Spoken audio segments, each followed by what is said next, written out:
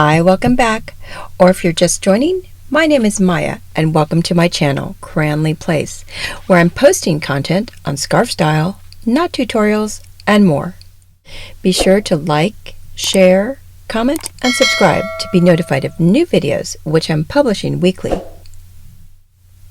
And if you've been enjoying my videos, please consider sponsoring a YouTube Super Thanks, which will go directly toward producing more of the content that you look forward to on my channel.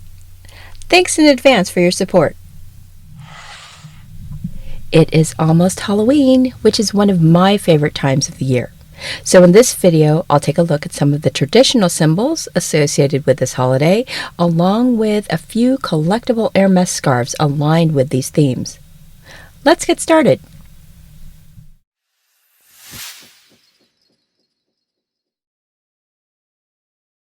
Halloween, or All Hallows Eve, is the beginning of what started as a Christian festival of remembrance in which many countries around the world pay homage to the dead, lost souls, and on the 1st of November in particular, the saints and martyrs on All Saints' Day.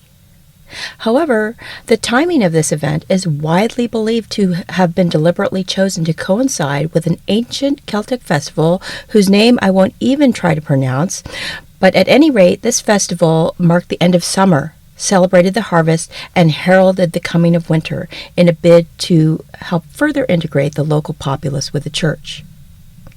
As a result, the origins of many of the practices which survive today in their increasingly Americanized form can be found in rituals which originally took place during this time. In those days, the calendar was closely tied to the seasons, both in terms of growing and in the ideas of the changing year.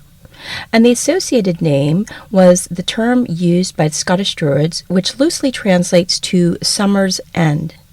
This would have celebrated the harvest and the bounty they would need to survive the winter.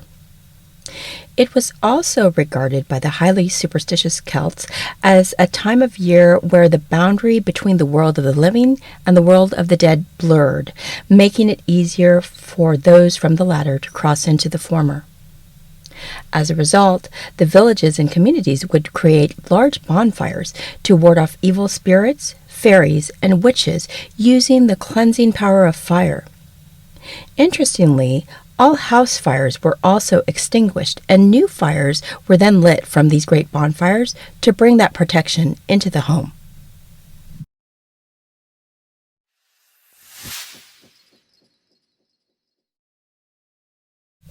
From these origins, we naturally find several associated symbols.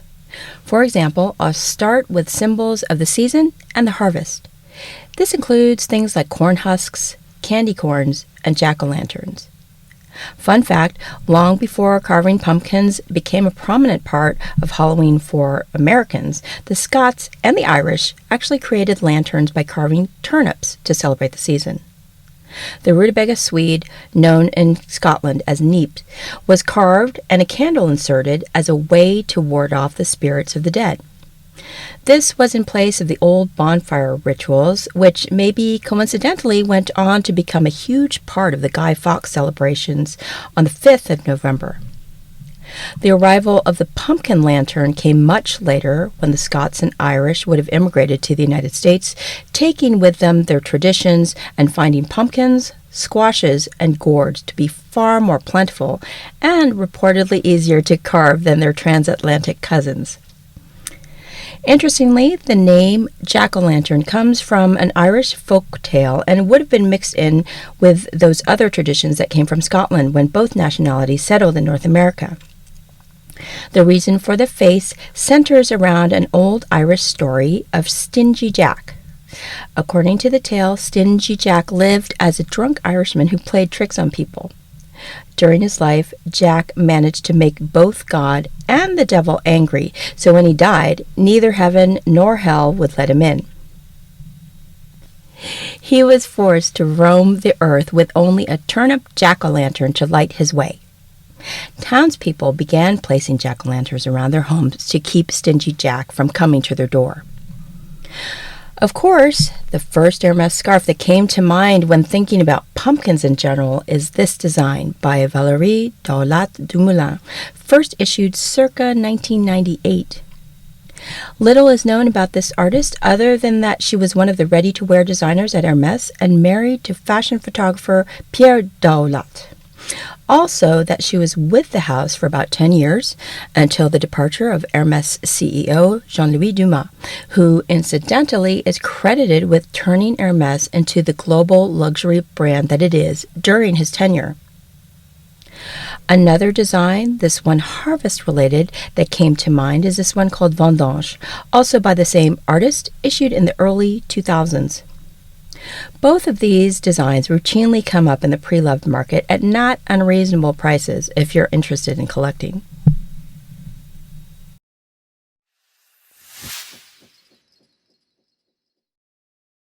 Next up, Halloween symbols representing death and mortality. Some obvious examples of these include skeletons, skulls, ghosts, and graveyards. Skulls, as Halloween symbols, can be found together or separate from skeletons. The skull symbol can mean either death or danger, and like the skeleton, it is a reminder of human mortality and our finite time here on Earth. The Mexican skull is often used during El Día de los Muertos, or the Day of the Dead, holiday celebrations. It can also be referred to as a sugar skull or calavera in Spanish. The Mexican skull has very different imagery than a traditional one with its rich and colorful decorations. A Mexican skull created as an offering for a loved one can also be deeply personal and specific to the deceased. Unlike the traditional Halloween skull, a Mexican skull is a symbol of remembrance, sadness, mourning, and celebration all at once. You can probably guess where I'm going with this one for an Hermès example. Cora's Stellarium from this season certainly comes to mind, but of course the original iteration of their skull-themed scarves was none other than C'est la Fete by Daiske Nomura.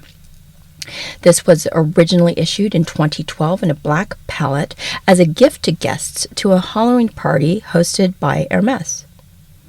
Then it was introduced in the vintage silk 70cm format in the men's collection and has since been reissued in a GM cashmere shawl and a double-sided silk carré. If you haven't seen my review on the double-sided version, be sure to check that out. The original colorway, of course, is ideal with its dark palette, as well as some of the 70cm formats. But the double-faced versions also lend themselves quite well to a classy take on Halloween themes and colors if you're so inclined. One of them has an orange monochromatic side, while the other colorway has orange rolled hems. The colorways of Cora's Stellarium, which is from the season again, are generally much lighter, although there is an embroidered version of it with a black base if you want to keep with traditional Halloween colors.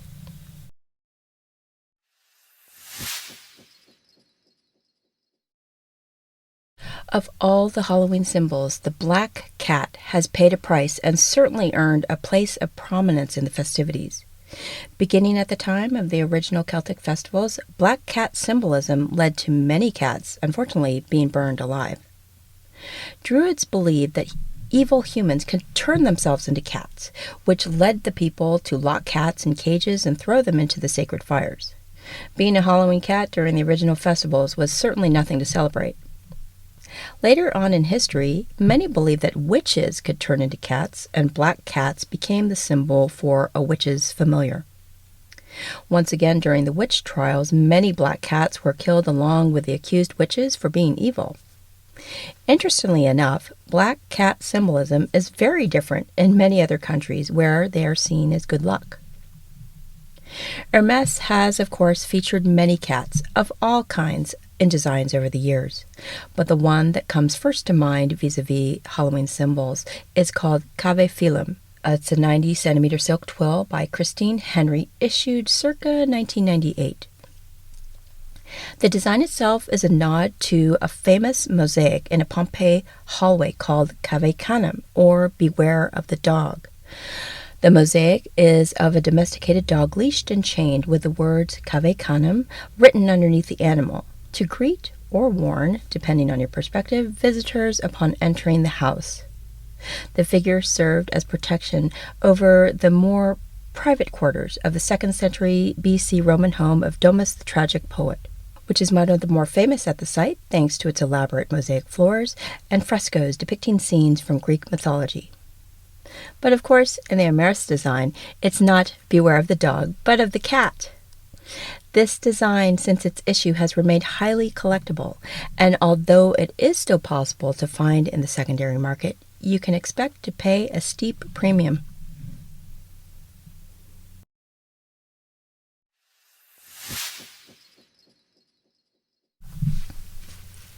I might be remiss if I don't at least mention werewolves, the legend of which predates all Hallows Eve festivals. Werewolves are, according to some legends, people who morph into vicious, powerful wolves. Others are a mutant combination of human and wolf. All are bloodthirsty creatures who cannot control their lust for killing people and animals. The earliest descriptions of werewolves can be found dating as far back as early Greek mythology and early Nordic folklore. In many werewolf stories, a person only turns into a wolf when there's a full moon, which of course brings me to the next Hermès scarf, this one featuring a wolf howling at the moon by Shirley. This was from the men's collection a few years ago, and while it's a wolf, not a werewolf, I thought it fit perfectly with our Halloween themes. Like many of the Shirley designs, this one too is highly collectible, and while I have seen it pop up occasionally in the secondary market, they are usually also at quite a premium. So there you have it. A bit about some traditional symbols associated with Halloween, along with some collectible Hermès scarves aligned with these themes. Please like the video if you enjoyed it and let me know what you think in the comments. In future episodes, I'll share other scarf reviews, not tutorials, and more, so be sure to hit that subscribe button to be notified of new videos. Thanks again for joining me today. Until next time!